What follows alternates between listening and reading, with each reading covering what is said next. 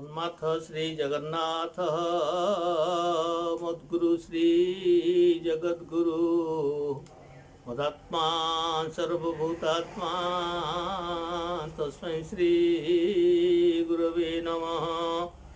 1963 मसीहा जुलाई 14 तारिख रात्रि 11:15 परम गुरु पूज्य स्वामी शिवानंद जी महाराजांको कर्णगहरे तीन थर गंभीर भाव ओंकार ध्वनि उच्चारण करते पटस्य तथा दिव्य जीवन संघर आगामी कर्णधार स्वामी चिदानंद जी महाराज।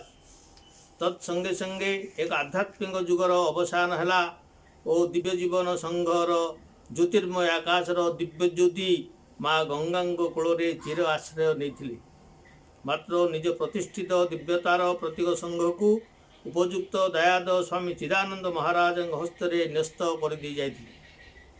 पुराण इतिहास पृष्ठा अवलोकन कले आमे विश्वविजयी शब्द केतेक आगरे देखू, यथा विश्वविजयी लंकापति रावण, विश्वविजयी ग्रीक वीर अलेक्जेंडर इत्यादि। मात्र प्रकृत रे सेमाने विश्वविजयी नथिले, कारण विश्व तांकु सम्मान देउ नथिला, केवल भयरे तांकु विश्वविजयी कहूथिले।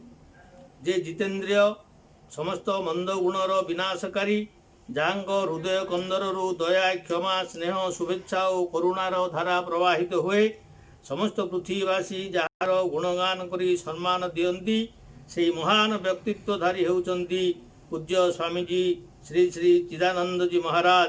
अतएव से महात्मा प्रकृत रे विश्वविजयी, समस्त हृदय को जय करिथिबा परम संत सद्गुरु महाराजंक पदार बिंदरे कोटि कोटि प्रणाम, कोटि कोटि प्रणाम। आत्मा को जानिबा पई, आत्मार स्वरूप को चिन्हिबा और आत्मार परमात्मा सह संपर्क को उपलब्धि करवा ही आध्यात्मिक विद्या। यह को बुझाइबा को जाई गुरुदेव कहउथिले, आम भितरे राम अछंती और रावण मध्य अछि, पांडव माने अछंती और कौरव माने मध्य अछंती। आम भितरे उदित ज्ञान सूर्य अभेद्य अज्ञान अंधकार मध्य अछि।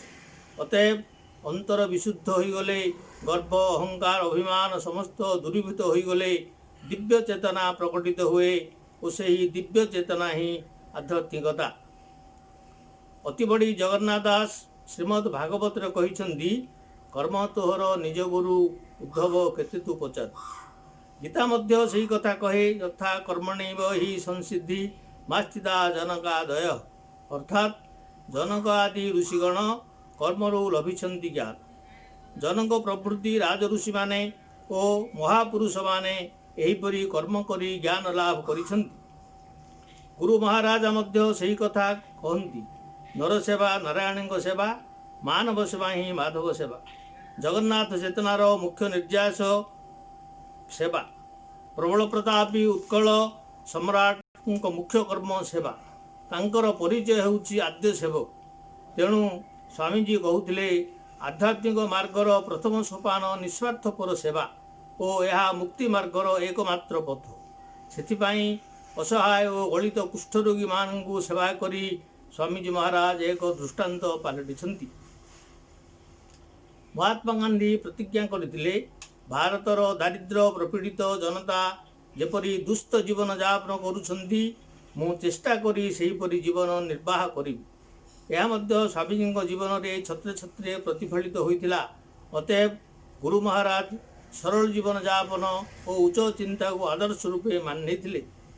साधक मानक उपदेश देवा छल गुरु महाराज कहती, दैवी शक्ति होउची परम ब्रह्म शक्ति। जो माने देवी आश्रय को आसंती सेमाने निश्चय दैवी कृपा लाभ करती। गुरुदेव निम्नोक्त मंत्र उपरे प्राधान्य देउथिले, सर्वमांगल्य मांगल्ये शिवे सर्वार्थ साधिके शरण्ये त्र्यंबक गौरी नारायणी नमस्तुते। शरणागत दिनार्थ परित्राण परायणी सर्वस्यार्थ हरे देवी नारायणी नमस्तुते। यही मंत्र स्मरण करी बाह्य अंतर मध्य देवी को ध्यान कले आपण साधना निश्चय दैवी शक्ति कृपा करी। साधना कौन नकारात्मक क्रिया लगी नुहे, यह होउची सकारात्मक मनोवृत्ति। साधनार अर्थ होउची विजय और योग अभ्यास अर्थ अंतिम विजय। साधक निंदा एवं प्रशंसा उभय को समान रूपे ग्रहण करने विधेय। କାରଣ ଦୁଇଟି ଯାକ ଯେପରି ତାଙ୍କ ନିକଟରେ ନିରର୍ଥକ ଓ ମୂଲ୍ୟହୀନ, ନଚେତ୍ ଜ୍ଞାନ ଜାଗାରେ ବିପରୀତ ଜ୍ଞାନ ଆସି ମନରେ ପ୍ରବେଶ କରିବ ଓ ଦିବ୍ୟତାର ବିସ୍ମୃତି ଘଟିବ। 7 ବାର ମଧ୍ୟରେ ଗୁରୁବାରକୁ ସାଧନାର ବାର ବୋଲି ଗୁରୁଦେବ କହିଛନ୍ତି, କାରଣ 7 ବାର ମଧ୍ୟରେ ଗୁରୁବାର ହେଉଛି କେନ୍ଦ୍ର। ଗୁରୁଦେବ ମଧ୍ୟ ଆମ ଜୀବନ କେନ୍ଦ୍ର, ଜୀବନର କେନ୍ଦ୍ରବିନ୍ଦୁ ହେବା ଆବଶ୍ୟକ।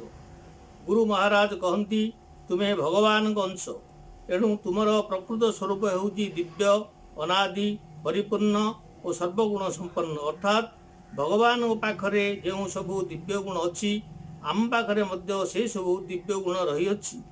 ଗୁରୁ କେନ୍ଦ୍ରରେ ରହି ସେସବୁ ଗୁଣ ସହିତ ଆମକୁ ପରିଚିତ କରାଇଥାନ୍ତି। ଗୀତାର 4ର୍ଥ ଅଧ୍ୟାୟରେ ଭଗବାନ କୃଷ୍ଣ କହିଛନ୍ତି, ତଦ୍ବିଧି ପ୍ରଣିପାତେନ ପରିପ୍ରଶ୍ନେନ ସେବୟା ଉପଦେକ୍ଷନ୍ତି ତେ ଜ୍ଞାନଂ ଜ୍ଞାନିନସ୍ତ ବୁଦର୍ଶିନଃ।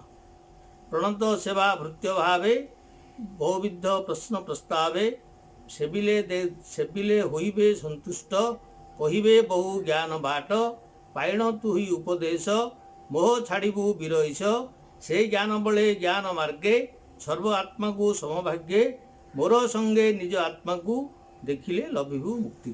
ଅର୍ଥାତ୍ ଯେଉଁମାନେ ତତ୍ତ୍ୱଦର୍ଶୀ ସେଇମାନେ ଉପଯୁକ୍ତ ଗୁରୁ, ସେମାନଙ୍କୁ ସେବା କଲେ ସେମାନେ ସତ୍ ଉପଦେଶ ଦିଅନ୍ତି।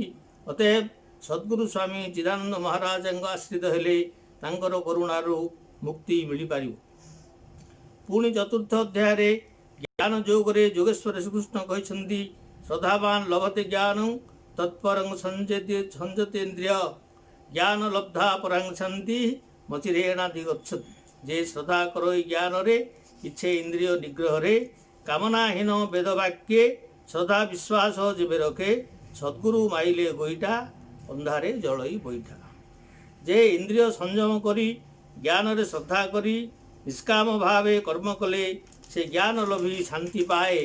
ଏଣୁ ଆମ ଭିତରେ ଯଦି ଆଗ୍ରହ ନାହିଁ, କୌଣସି ଶକ୍ତି ମଧ୍ୟ ସାହାଯ୍ୟ କରିପାରିବ ନାହିଁ। ଦିବ୍ୟ ଜୀବନର ମୌଳିକ ଆଧାର ଭଲ ହୁଅ, ଭଲ କର।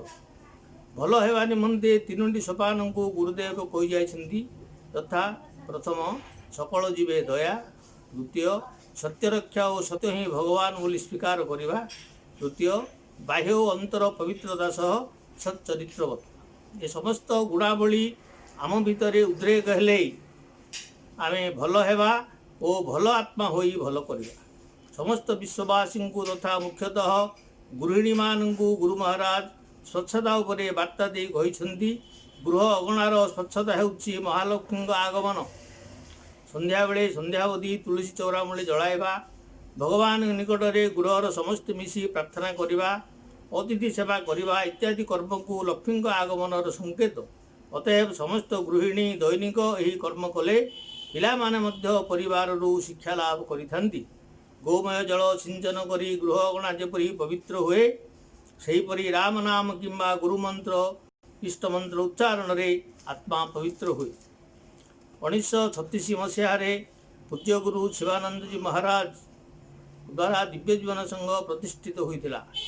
1943 ମସିହା ମଇ 19 ତାରିଖ ପବିତ୍ର ଗୁରୁ ପୂର୍ଣ୍ଣମୀ ଦିନ ଜନ୍ମସିଦ୍ଧ ସନ୍ନ୍ୟାସୀ ସ୍ୱାମୀ ଚିଦାନନ୍ଦଜୀ ମହାରାଜ ଋଷିକେଶ ଆଶ୍ରମରେ ପହଞ୍ଚିଥିଲେ ଓ ସେହି ଦିନଠାରୁ ଦିବ୍ୟ ଜୀବନର ଦୀପ୍ତିମନ୍ତ ଧ୍ୱଜା ଧରି ସମଗ୍ର ପୃଥିବୀ ପର୍ଯ୍ୟଟନ କରି ଅମର ଆତ୍ମାଗଣଙ୍କୁ ଦିବ୍ୟ ସନ୍ଦେଶ ପ୍ରଦାନ କରିଥିଲେ। ସେ ଥିଲେ ପ୍ରାଚ୍ୟ ପାଶ୍ଚାତ୍ୟ ଧର୍ମଶାସ୍ତ୍ର ଓ ଆଧ୍ୟାତ୍ମିକ ଜ୍ଞାନର ଅମାପ ଭଣ୍ଡାର। ଗୁରୁଦେବଙ୍କ ଆଚରଣ ଉଚ୍ଚାରଣ ଏକ ଅଭିନ୍ନ ଥିଲା।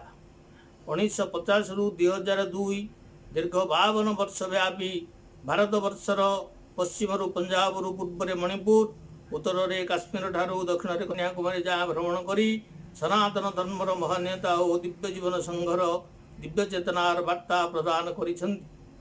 ଯେଉଁ ସ୍ଥାନକୁ ସେ ଯାଆନ୍ତି ସେଠାର ସ୍ଥାନୀୟ ପୁରାତନ କୀର୍ତ୍ତିରାଜି ଧର୍ମଧାରଣା ବିଷୟରେ ଲୋକଙ୍କ ସହିତ ଆଲୋଚନା କରିବା ସଙ୍ଗେ ସଙ୍ଗେ ସେଠାରେ ଥିବା ସାଧୁ ସନ୍ଥଙ୍କୁ ମଧ୍ୟ ସାକ୍ଷାତ କରନ୍ତି।